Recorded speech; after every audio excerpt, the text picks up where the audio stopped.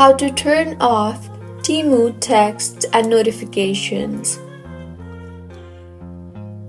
Hello everyone, I am Bishaka and welcome to our channel. I will take you through the step-by-step process on how to turn off Temu texts and notifications. Now, let's get right into the tutorial.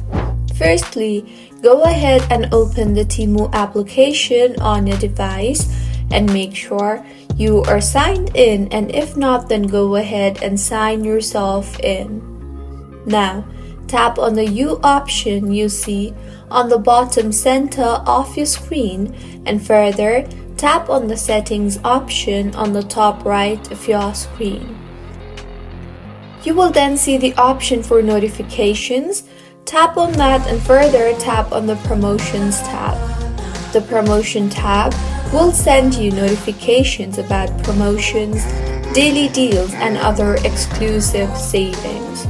So, to turn the notification off, tap on the edit button under the promotions tab and slide the push frequency slider to none, and with this, you will no longer receive texts and notifications from Temu. So, this is how you can turn off Temu texts and notifications.